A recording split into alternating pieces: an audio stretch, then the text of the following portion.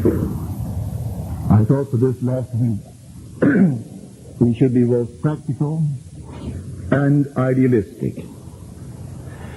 So we start on the practical side. He said, "Think not that I am come to abolish the law and the prophets. I am come not to abolish the law and the prophets, but to fulfill them." Now the one speaking is now present within you. When he awakes, you will hear these words. You will find them to be your words. That one is your own wonderful human imagination. That one is God. The imagination is the basis of all there is. What is now proved to be true as far as they're concerned was once only imagined. Think of something in the world that is now to you real that wasn't first imagined. So the secret of imagining is the secret of God. And so the secret of imagining is the greatest of all problems, to the solution of which everyone should aspire. Because supreme power, supreme wisdom, supreme delight lie in the far-off solution of this mystery. I can acquaint you with it and then leave you to your choice and its risk. Because everything in the world is created by this power. That I kill and I make alive. I wound and I heal. And none can deliver out of my hand. I create the light and make darkness. I create woe and I make weal. And I, even I, am He, and there is no other God beside me. That's your own wonderful human imagination.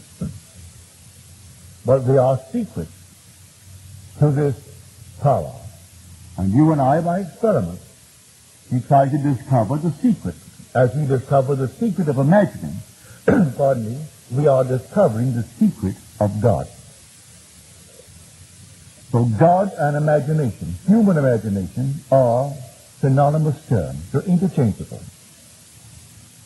So when we read that if we know that He hears us in whatever we ask, we know that we have obtained that which we requested of Him.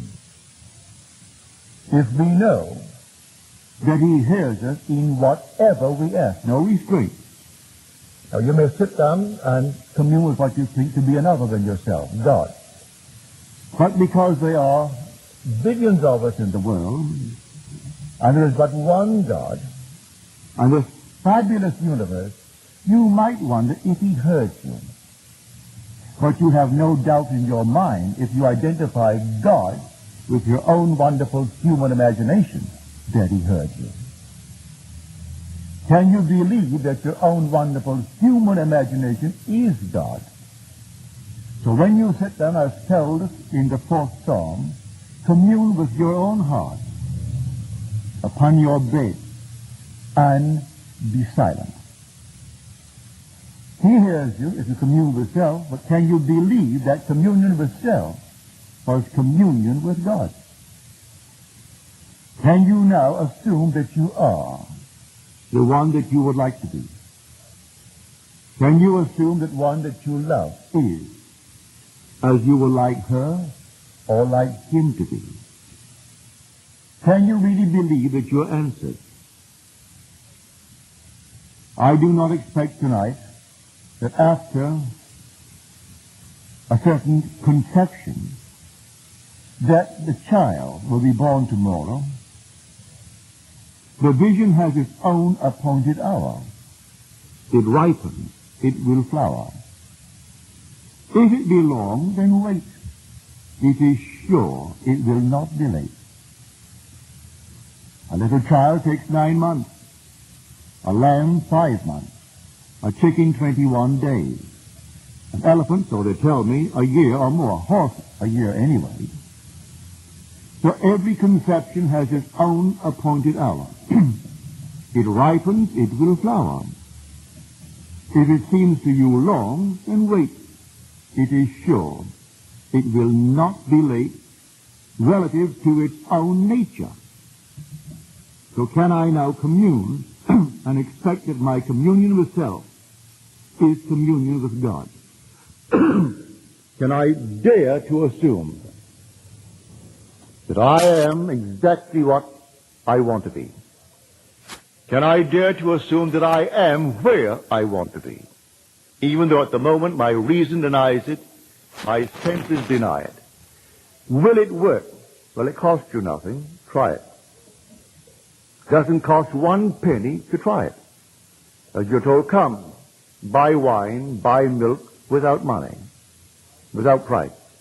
Come and take it. Doesn't cost you 1 penny to dare to assume that you are where you would like to be. Though at the moment, reason denies that you are. Now, I am telling you what I know from experience. When I didn't have a nickel and desired a trip that would cost me well in excess of $1,000, and I dared to assume that I was where I would like to be, and I viewed the world from that assumption. Instead of thinking of it, I thought from it. Then I thought of where physically I was. And I saw that place in my imagination 2,000 miles to the northwest of me. And I slept in that assumption. And then in a way that I did not consciously devise, I had no way of knowing how it would ever work. But in a way I did not know, it unfolded. And that assumption hardened into fact. On the strength of that, I tried it again and again. And when it worked, I began to teach it. I began to tell others that their imagination is the cause of the phenomena of life. This was long before I realized the promise as recorded in Scripture. This was only the law. So we are told, blessed is the man who delights in the law of the Lord. In all that he does, he prospers. It didn't say if it was good for you. It left that entirely up to you to make the decision. You could choose something that may be horrible in time. You choose it without contemplating consequences. But he tells you, your imaginal act is a fact. Now, as he awakens within you, he reinterprets the law. He can't change the law. He interprets the law. Instead of abiding by the external traditions of our fathers, he tells us what the law really is when he awakes within us. You have heard it said of old, you shall not commit adultery. But I say to you, any man who looks lustfully upon a woman has already committed the act in his heart with her. He tells us that the restraint of that impulse is not enough. The act was committed at the moment of the imaginal act. I may contemplate the consequences and be afraid. My reputation will be at stake if they catch me. But at that very moment of the imaginal act, that was the fact. That's how he interprets the law. Well, now, no one can stop you from imagining. No one can stop you from imagining that you are secure. But you may say, I have no one in this world to whom I could turn, who could leave me a penny, and I have no money. I am beyond the age where they would employ me, and you could give yourself 1,000 reasons why it could not be. He's not asking for any reasons. Can you imagine? Well, who can stop you from imagining? That's all that concerns the awakened man within you. Can I dare imagine that I am what I want to be? Well, I can. I've done it a number of times. I've done it successfully for many that I love dearly, many that I do not know. I have failed often too, but the failure is in me. It is not in the law.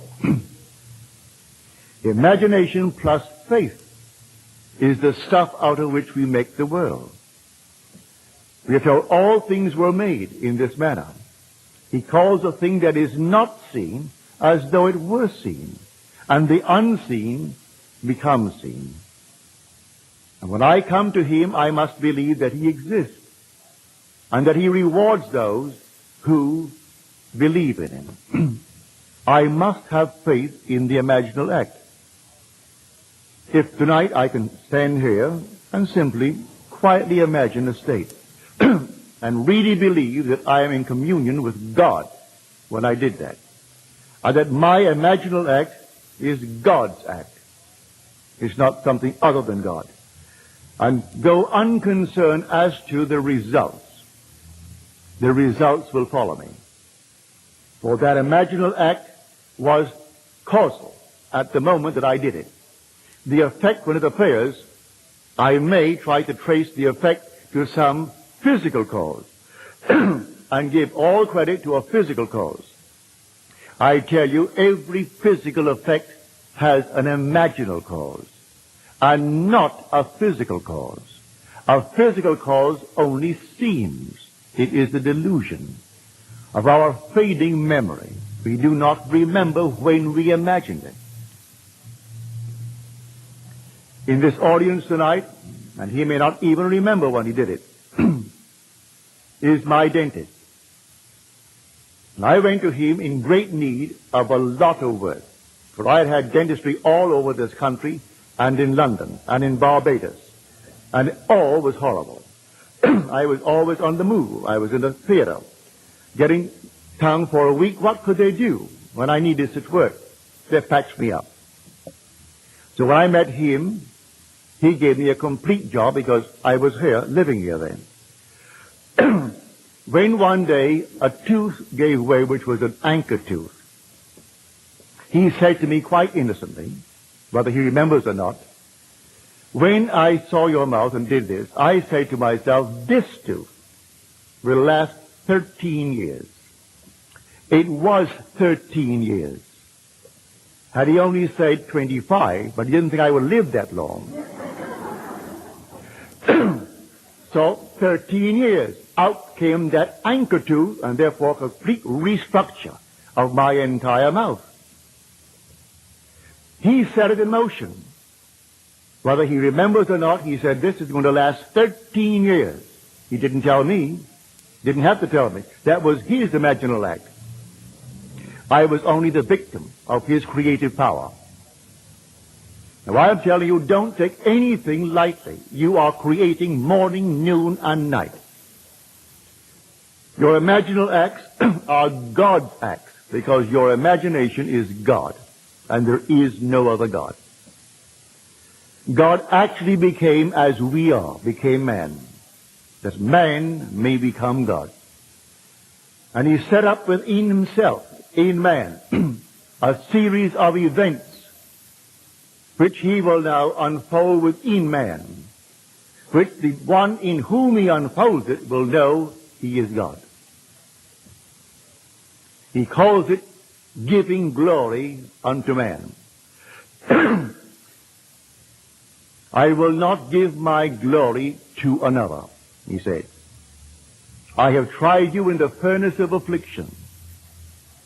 For my own sake, I do it, for my own sake. For how should my name be profaned? My glory I will not give to another. God's glory is God, as told us in the 33rd chapter of the book of Exodus. I will make my glory to pass before you, and I will cover you. And when I have passed by, so my glory is equated with the I of God. So his name is I am. He cannot give his glory, which is himself, to another. So in becoming man, he puts man through the furnaces. But then read the story carefully. He took upon himself all of my infirmities and bore my diseases. Who else suffers? But I will say, but I suffer. Well, that's God. But I'm feeling it. He isn't. There's no he. His name is I am. And so I feel the pain. I feel the infirmities. I feel the diseases. That's God. So the fool says in his heart, there is no God, nor son of God, that thou, O human imagination, art all a delusion. But I know thee, O Lord, when thou arisest upon my weary eyes, even in this dungeon and this iron mill. Thou also sufferest with me, although I behold thee not. I do not behold imagination as I behold you, an object in space. I am the reality that is named imagination, but I cannot actually see it as an object in space. I see the results of my imagining, but not the being imagining, for God is invisible. Then the voice replies, fear not. I am with you always. Can I ever get away from imagining? If I fall asleep now and I start dreaming, what is dreaming but imagining? When I wake, He is still with me. I'm still imagining. I am with you always. Only believe in me that I have power to raise from death thy brother who sleeps in Albion. This comes now through the promise that He made all of us.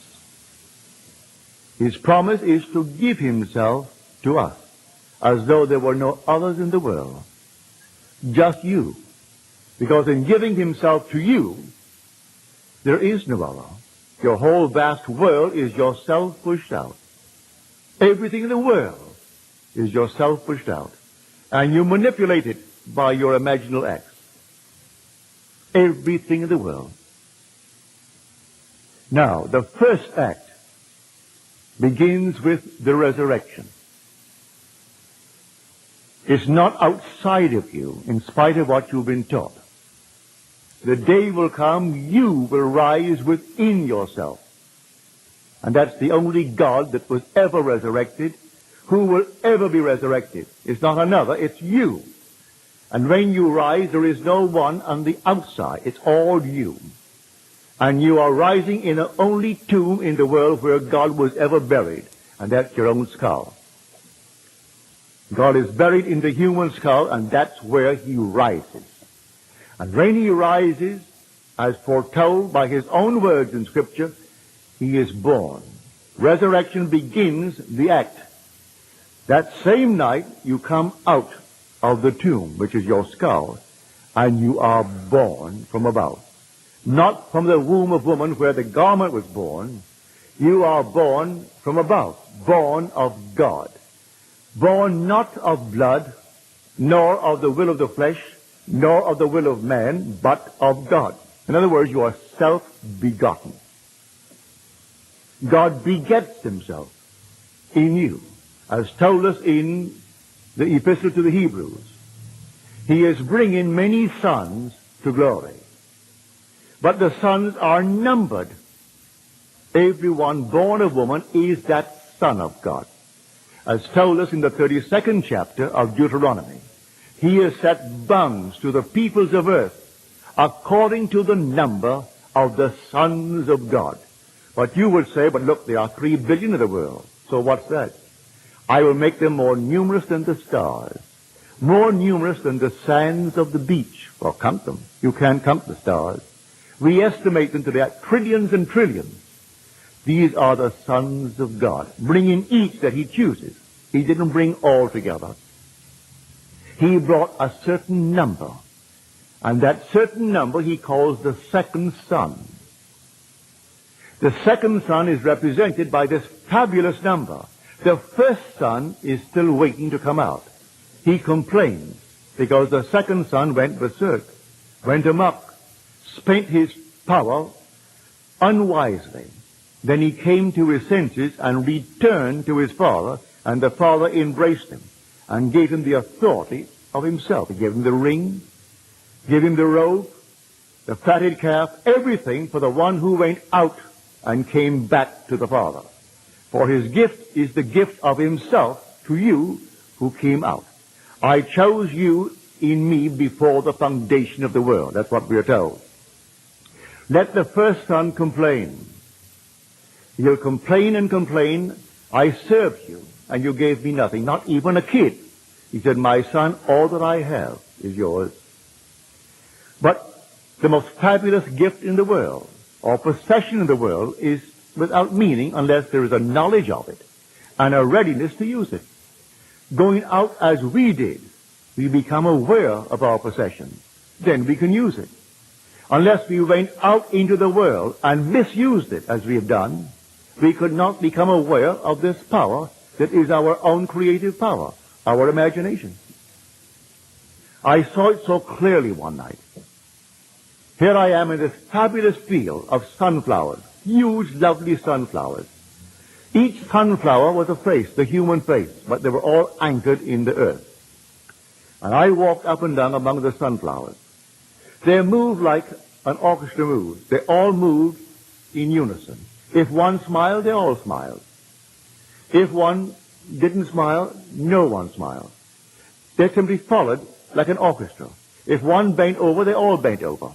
And everyone did what the whole did. One, I didn't say one led them, seemed automatically to do it.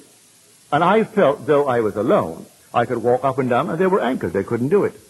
I felt that I was freer, limited as I was, than all of them put together, beautiful as they were.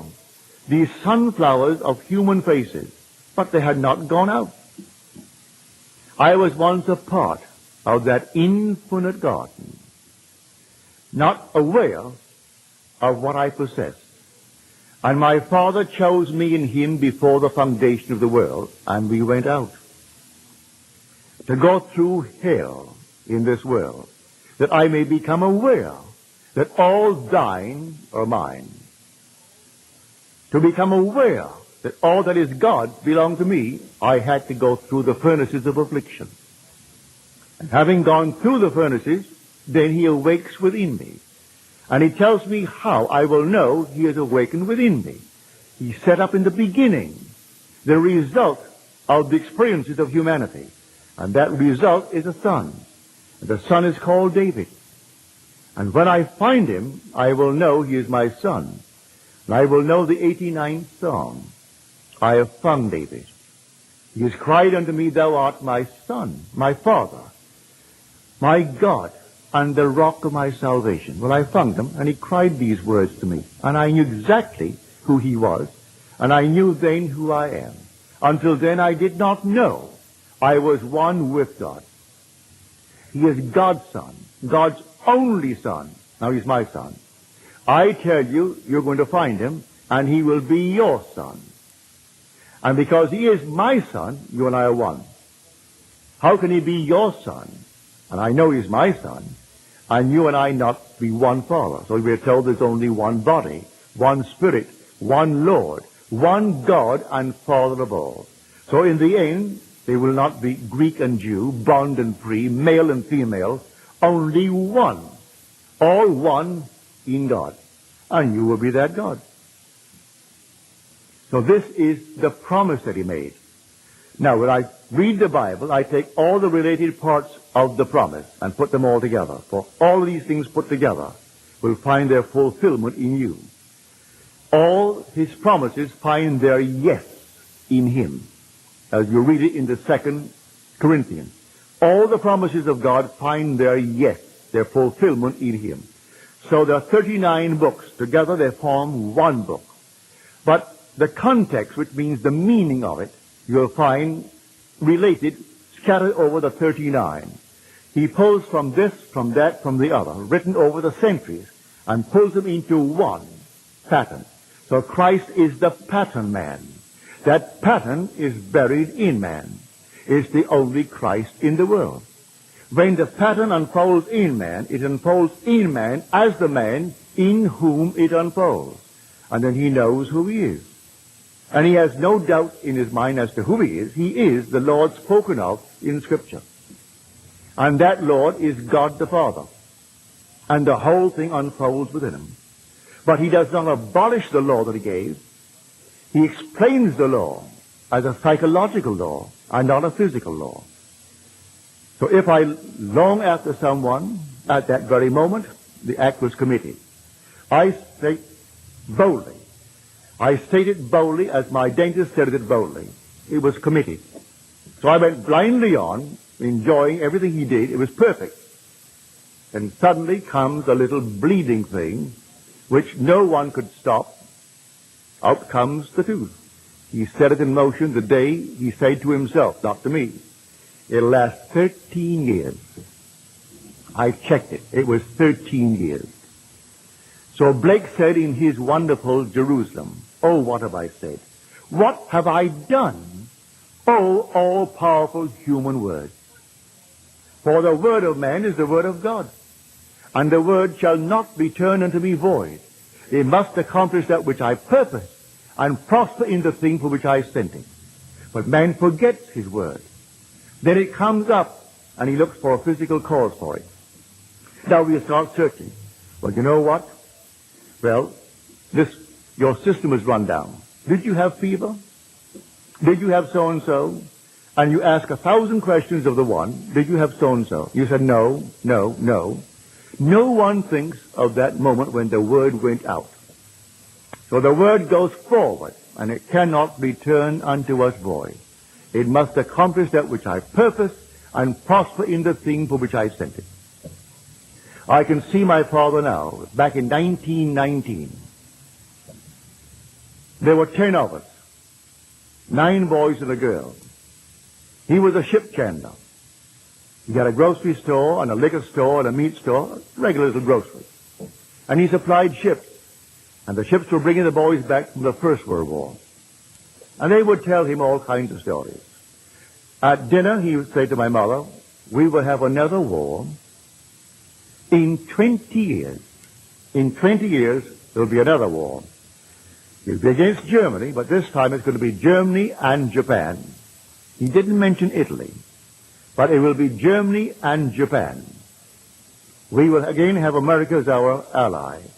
France will be our ally.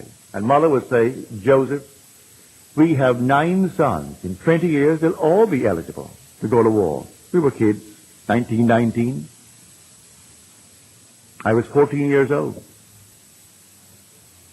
In 1939, on the first day of September, war broke. Exactly 20 years. What did my father know of any prophecy concerning this? He was only repeating what he heard from the captains and the stewards and the chief officers as he did business with them. But they were his words. And he said it with conviction because he believed these men knew what they're talking about. And our headline, day after day, they are setting the picture in motion for tomorrow's confusion. There are men who are paid enormous salaries to write scare headlines. All right, so he writes the scare headline thinking it only sells the papers. It isn't going to hurt anyone. It isn't. We are going to fulfill them. We fulfill all of our words because God and man are one. Man is all imagination, and God is man, and exists in us and we in him. The eternal body of man is the imagination, and that is God himself. And God's word is man's word, and it cannot return unto him void. It just can't if he speaks it with conviction. So imagination plus faith, these are the very stuff out of which we fashion our world. So can I tonight be alone and commune with myself and be confident that he heard me?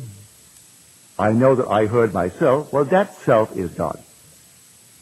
If we know that he hears us in whatever we ask, we know we have obtained, not going to, we have obtained that which we request of him.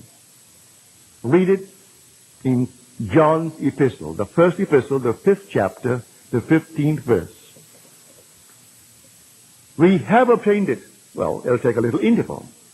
It may come tonight, but depending upon what seed you planted. One seed will grow overnight. Other seeds will take a little longer. But each has its own appointed hour. There's not a thing wrong in your noble dreams in this world. You want to be wealthy? What's wrong with it? You want to be anything? What's wrong with it? Everything is possible. A friend of mine called me last week. He's now appointed the head purchasing agent for the city of Culver. By law, he is not qualified. He does not have the educational background. The law demands you must have a college degree. He doesn't have anything outside of high school. They rearranged it to appoint him the head purchasing agent of Culver City. Why? He came here, he and his brother. I buried the brother a few years ago. He got this job not dreaming for one moment he could ever transcend it. I said, don't for one moment entertain that thought, Dwayne. The job is yours if you want it. Don't push the other one out. Let him go higher. You want to be the purchasing agent of the whole city of Culver? You are the purchasing agent. Sleep in it just as though it were true, and you hurt no one. Last week, they rearranged the law, and he's appointed purchasing agent to take effect in July. Now, everything was rearranged. Everything will be rearranged for you. A friend of mine who told me here that you aren't allowed to speak at any state university unless you have a college degree. Well, he confessed he did not have one, but he was invited by the professor at UCLA to take his class. I think there were 3 or 4 classes in the use of imagination, in advertising. And so here he went in without the degree, and he was given, well, all the freedom that the professor enjoyed, and he gave either 3 or 4 lectures instead of the professor who went off for those 3 or 4 lectures. So they suspended the rules. They'll suspend every rule. You're not supposed to do this, not supposed to do that. Ignore it. Ignore every rule. As my friend used to say to me, and I said, you can't smoke in here. Look, no smoking. And he was a very wonderful lad. He said, he didn't say positively. And so he would go right through the gate to the airplane, and I would say, Mort, you cannot smoke in here. It's not supposed to smoke. Didn't say positively. And here's Mort going right through with his cigarette. No one stopped him. I'm not saying that you should do it. He didn't do it to brag. He simply believed in himself. He wouldn't hurt anyone. Now, you don't have to hurt anyone. I tell you, your own wonderful human imagination is immortal. That's the man in you that cannot die. I meet them, those who are called dead, and I tell you they aren't dead. Nothing dies. Everything is restored. Everything is restored. But the day will come, you'll go beyond restoration, and you will resurrect. And who is resurrecting? God. And God in you awakens, and you are God. Because God is the Father of David. That is the way you know you are God. I will tell of the decree of the Lord. He said unto me, thou art my son.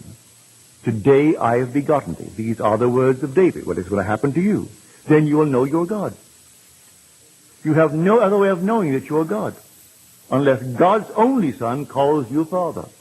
For no one knows who the Son is except the Father, and no one knows who the Father is except the Son, and anyone to whom the Son chooses to reveal him.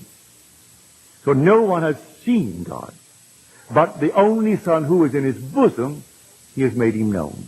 And he comes out of you and calls you Father, and then you know who you are. And I'm telling you, every one of you, because you and I were chosen in him before the foundation of the world. Chosen for the purpose of receiving the gift of God, which is his glory. For he gives me himself. And in giving me himself, if he's a father, then give me your son. You can't give me yourself in part. Give it to me in totality. So if you are a father, then where is your son? Your son must be my son. And he gives me his son. So he so loved us, he gave his only begotten Son. To whom? To you, to me, to every child born of woman. To every one of us will become fully aware that we are God. And yet, I will know you as Jim. I will know you as Jim, but I will also know that you are God. I'll know you as Sarge and know you are God. I'll know you as Bill and know you are God. I'll know every one of you. And the unnumbered billions that are not known to me here, in that day I'll know them all. And still know them all as God. For there is nothing but God. When the curtain comes down on the final act, we're all God. We are then the glory of God. So we will finish the work. He said, I have finished the work which thou gavest me to do. Now, glorify thou me with thine own self, with the glory that I had with thee before that the world was. It's returning now. The whole memory returns, and then every man becomes God. But now do not fail to apply the law. Blessed is the man who delights in the law of the Lord. In all that he does, he prospers. You name it, and you can be it. You just name it. And if you dare to assume that you are it, and view the world from that assumption instead of thinking of it, you will crystallize it. You will actually manifest it in this world. That definition of imagination, I'll go along with for a certain point, up to a point. That things present are sense perceived and called real. Things absent are called imagination. But man being all imagination, man must be wherever he is in imagination. So I need not be anchored to where my senses dictate. I can stand here and assume that I am elsewhere. And then, if I assume that I am elsewhere, let me anchor myself there and view the world from it. If I view the world from it, I should see this place as I would see it were I physically there. I can see it surrounding me and under me. Then I did not move in imagination. If I move in imagination, then I must think of where I was physically and see it elsewhere. I can see it where I am in imagination and be moved. For all motion, well, I can tell myself if I have moved by a frame of reference. If I have moved relative to this room, well then let me look to see where am I now. I must have moved. For motion can be detected only by a change of position relative to another object. Well, here is the object. I assume now that I am, I name it. If I am elsewhere, let me think of this room. Well, I can't see it as I now see it. If I see it as I now see it, then I didn't move. I can only move if I see it differently. Well, now, if I move, and now I'm standing in my home, sitting in my chair in the living room. Now let me think of this club. I must see it away down on Catalina and feel myself at home on Carroll Street. And then think of the club, and it can't be here. It has to be away down on Catalina. Then I've moved. For man being all imagination, he must be wherever he is in imagination. If I practice this, it becomes easier and easier. I just read of the story of a very dear friend of mine. He used to come to my, not so many meetings, but I would say once a month he came home for a personal appointment in New York City. He was killed last week in a car driven by her husband. And I can now see this perfectly lovely, gracious lady. She had a home in Oyster Bay in Long Island. And she had her apartment in New York City. Her name is possibly one of the most prominent names in America. The name is Roosevelt. She was of the Teddy Roosevelt branch. Her name was Grace. Her husband was Archibald. Teddy was governor of New York. He was vice president of our country. He was president of our country. A very powerful, wonderful leader. He did not leave, as so many presidents leave, a fortune. He didn't go in there to make a fortune. He went in there to lead the country. And as he said, I don't consider public opinion. I form what I think is best for our country, and I feed them what they ought to know. I feed them what I think is best for our country. So he didn't go in there to make a personal fortune, and he came out without a personal fortune. So she, in spite of her name, did not have a personal fortune. She had a home in Oyster Bay in Long Island, and a lovely apartment, beautifully furnished on things that her father-in-law had given. If she did not rent her New York apartment for the summer, she could not open her home in Long Island. She couldn't afford it. Being a lovely home in a very wonderful, fashionable area of New York City, she always got a wonderful price paid in advance for the 3 or 4 months. Then came the end of a season where they aren't looking for any home, and she came to see me. She said, Neville, I am desperate. Unless I rent the place in New York City, we can't open our home in Long Island. I said, all right, it's rented and you're living in Long Island. Oh, but she said, Neville, I can't do that. I said, tonight you sleep in your home in Long Island. But she said, I can't do that. How could I go and sleep there? I said, you don't do it physically. Tonight you sleep physically in New York City in your apartment. But in your imagination, which is the only reality, you sleep in your home in Long Island. And then you think of your place in New York. And the reason why you see it across the East River is because you are physically sleeping in Long Island. And the reason why you're sleeping there is because you rented it. Put them all together, that's why you're there. She said to me, if it rents, I'll call you. I said, there's no if about it. The only if is, if you do it, then you'll call me. I took her to the elevator. She went downstairs, went back to her place. The next day, at 9 in the morning, Mrs. Roosevelt is on the phone. She said, Neville, this is Grace Roosevelt. I said, how are you, Mrs. Roosevelt? She said, I'm calling you from Long Island, where I slept last night physically. That I went home. No one came at all over the period that your rent places. But as I got home, soon after I got home, an agent called and asked if I could show the apartment. A single man came in. He liked the place. Money meant nothing to him. He said, I want immediate possession. But I mean immediate. I mean now. But she said, I can't get out now. I have to call my husband at the office. I don't care what you do. I want immediate possession. And here is my check in advance. Call the bank to see if the check is good. She got out that day, called her husband to meet her, and off they went to their home in Long Island. Well, she was just killed last week at the age of 73, I think it was. He was driving. He wasn't injured, and the friend in the car wasn't injured, but Grace was killed instantly. But at least she learned the law. She didn't come to the meetings very often because she said in her capacity, she was a pillar of the Episcopal Church in New York City, also in Long Island, and it would not be advisable to be seen in my meeting place. That's scumming, that's slumming. But she always came to my home to any problem. Once she had it with her son. He came back from Egypt, where he was in the State Department. And he came with a huge big beard. And she said, Neville, I'm embarrassed. Long before people wore beards. Today, it would be the thing to do. But he came back long before the young fellows wore beards, with a huge big beard. She said, Neville, I'm so embarrassed, I just don't want to walk down Fifth Avenue with him. I make him walk ahead, walk behind me. I don't want to be seen with him. What must I do?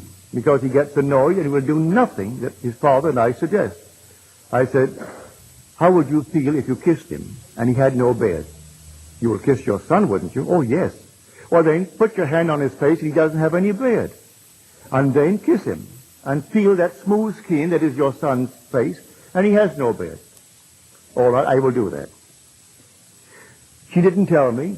I opened the morning paper one Monday morning. It was a big fashionable social wedding, and here is Mrs. Roosevelt and her husband, and here is her son, and here is the bride coming down the steps of the Episcopal Church, and he has no beard.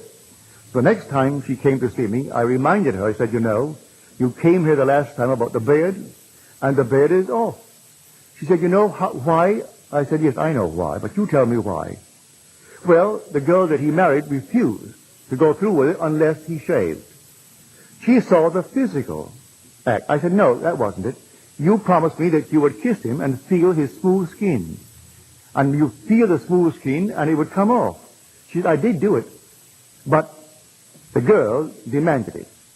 So she goes back to a physical causation, and it wasn't so at all. There is no natural effect with a natural cause. every natural effect has an imaginal cause, and the natural only seems. So she is still going to insist it is because the girl wanted to bear it off, that's why he took it off. Well, now she knows better.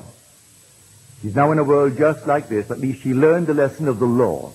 She didn't learn the promise, because when I spoke to her, I did not have the promise.